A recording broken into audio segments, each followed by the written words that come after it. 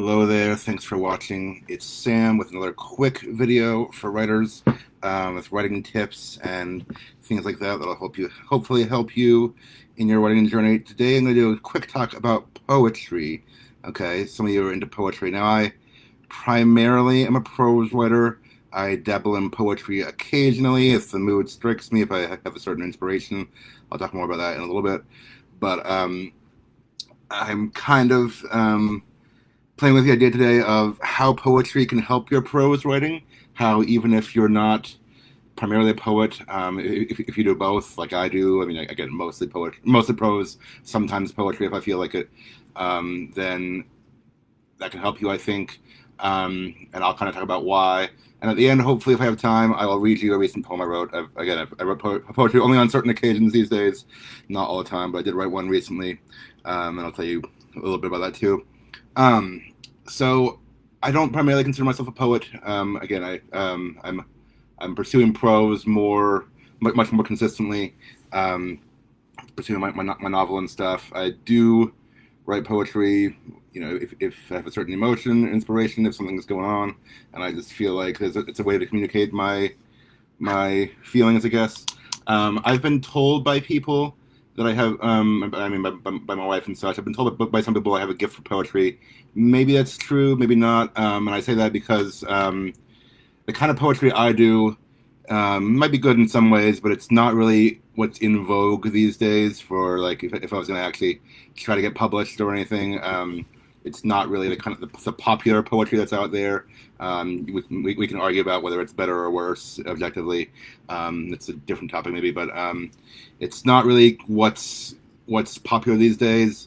And I'll tell you why, but I'll also tell you hopefully why how it still helps other areas of writing. Okay, two reasons why my poetry isn't really what's out there for poetry these days. Isn't really big on the open market, or isn't going to be. One, I mentioned I wrote poetry when I have a certain emotion or feeling, or just when I'm going through something. To be honest, my poetry isn't that deep. It's just, I guess I should say it's transparent. It's easy to figure out. It's usually just about my life and things I'm going through or feeling at that time. In high school, of course, I wrote a lot of angsty poetry about just different feelings. I mean, I told that to my friend. He's like, "Yeah, we all did," but I've been sharing some of my poetry, some of my old poetry when I do Throwback Thursdays on Twitter and Facebook. Just kind of. I mean, I'm kind of laughing at it now because it's some of it wasn't very good. But I have old things from a high school creative writing class, which is 15 years ago for me now. I've been sharing some of those just for fun, to look at the past and how far I've come and stuff like that. But usually my poetry isn't very hard to figure out. It's about me. It's about my life typically, and whatever I'm going through or thinking through at the time. I know there's some that involve symbolism. I know it's popular these days, at least in academia, if not in whatever other circles poetry is read into. Kind of like when I analyze it and figure out the deeper meaning, and that's a different conversation too. I had a professor say, like, there is no deeper meaning. There's just the meaning, and you have to understand it. Honestly, I'm not a big reader or a big fan of current contemporary poetry, so I can't talk about that a whole lot. I don't necessarily have a dog in that fight, but if there is a deeper meaning, or if there is poetry out there that's full of symbols and full of I don't know what else. I guess that kind of obscures the meaning, or makes it more poetic. Mine doesn't usually do that. Mine is just, here's my feelings, and here's what I'm going through. And even these days when I'm hopefully less angsty, and I don't write poetry very often, when I do, it's usually because I have something going on. My family went through something hard recently. That was my kind of my impetus for writing this poem I wrote recently. I was just like, I don't know how to process this. I don't know what else to do. I felt compelled to write out my emotions in a poem because that's one thing I can do. Second reason, my poetry is not what's modern, I guess, or is not really popular by modern standards. It uses a lot of structure. I typically use structure. Free verse is more common these days. It's kind of more in vogue, I guess. I've dabbled with free verse before, but usually I write with rhymes and meters and stuff like that. I write with a specific structure, just because that's what I'm used to, and that's why people say I have a gift, I guess, because I can fit words into a structure. For me personally, it's not that hard.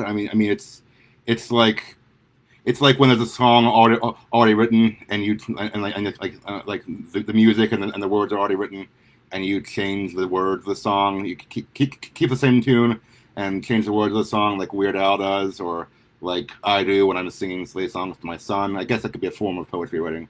I change the words and just make silly songs about him or whatever. But for me, it's like if it's like a sonnet per se, or a villanelle, which is the most recent one I wrote. It's like there's already a pattern there, a structure to follow. There's already a tune, if you will, or a rhythm. So I don't have to make that part up. I just have to make up the words, like fit new words into it. That's relatively easy for me, fitting words into a mold. Harder for me is writing free verse. Again, I've doubled with that in the past. I did okay maybe, but I think free verse is usually more in vogue these days. But it's just it's harder for me because there's no structure, or there's no set structure. It's just like write whatever you want, and you don't have to be limited. But one thing I will say that this kind of has my point of how poetry connects to prose for me. Um, we're always told to, say a lot with a few words, and poetry forces you to do that. Specifically, structured poetry, I'd say. Like, okay, so with free verse, or okay, no, let me back up. When I write prose, I've told you before, I tend to be wordy. I mean, a lot of writers are in that camp, but it's just the constant battle of editing your stuff down to a certain point, and just making sure it's as concise as it can be. You're not using a lot of fluff words. I mean, on your first draft, for me at least, I use a lot of fluff words, and probably put more description in there than I need to. Then on a few rereads, I'm cutting stuff out and realizing I don't need all that. So the goal.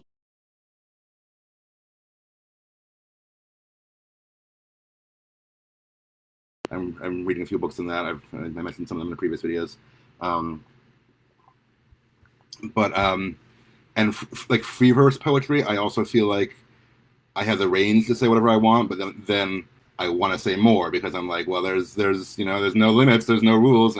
I can just write another line, say whatever I want. I mean, you still want to keep it short, but in free verse, there's no structure telling you not to. It's kind of you can make the rules. For me personally, when I write a structured poem, that's when I'm challenged to say a lot in a few words. Okay, because if you've ever written a sonnet, like for a school assignment or something, a Shakespearean sonnet, that you have 140 syllables. That's all. You have 14 lines of 10 syllables each. That's all you get. Like, if you're going to stick to the structure, that's all you get. Got to convey some big ideas in some small lines, and it can be hard to do. A villanelle is, I told you that the one I wrote recently is a villanelle. It's 19 lines long. They all have again a same syllable count ish. They have to have like certain rhyme patterns. You can't just ramble on and on and on about one thought for a long time. Actually, a villanelle has a refrain at the end. So when I was writing this one, I was like, there's 6 stanzas, but each one has a refrain at the end. Each one has like 3 lines. The last one's 4 lines, and but like there's a repeat or a refrain at the end. So really, I only get 2 lines per stanza to say new stuff, and then the end is a line that's been repeated. The end is already written for me in a sense. So I'm like, 2 lines per stanza. Okay, it's not like a lot. I can't ramble on like I'm doing now in this video. Sorry, but it's just I have to figure out how to say what I want to say in very few words, very few lines. So it is a challenge for me. It's a good challenge. I mean, it's a challenge to how I think, how I write. It's a challenge to say a lot in a few words. Honestly, I just thought of this. I haven't done this yet, but like even if it's not like based on a specific emotion or inspiration, it could be a good writing exercise just to try to write poems. I mean, either for me or for someone else, just to try to write poems. Like I don't know, even if you're like working on a different idea or even a scene in your story, and like trying to ask yourself how you convey it in few lines. Try writing it in poetry. I haven't tried that. I don't know if it's a good idea or not. I just thought of that, but I was like, maybe that could work for me. Try writing it in poetic form, because then then again, I'm challenged to say a lot in a few words, and that's one way that I know I have to keep the structure down, is by writing a poem. So maybe I'll try that in the future, and I'll let you know how it goes. But that's my take on poetry. I'm not primarily a poet. I'm primarily a prose guy, but I think I do poetry sometimes, and I think it can help my writing if I'm using that to learn to be concise. And maybe it will work for you too. So I challenge you, if you have not heard this before, even if you have and you're maybe not used to structure, try writing a poem in structure. I mean, if you're not familiar, you can go online and find the patterns for a sonnet or a villanelle or even a haiku, of course, or a limerick, those are even shorter.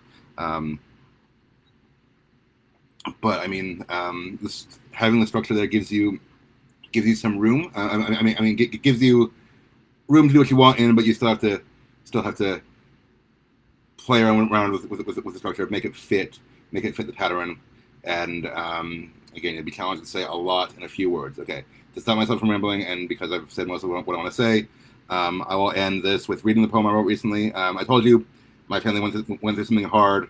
I was not meaning for this video to be sympathy hour for Sam. Many of my friends and family have reached out to me, elsewhere on social media and stuff, and I appreciate that. So I mean, I'm not saying I reject sympathy. I'm just saying I'm not reading this now because I want an emotional reaction necessarily. I'm reading it to just show you an example of my poetry. So take it for what it's worth, and respond to it how you will. But here's a poem I wrote recently based on something we went through. It's called Little One. Okay?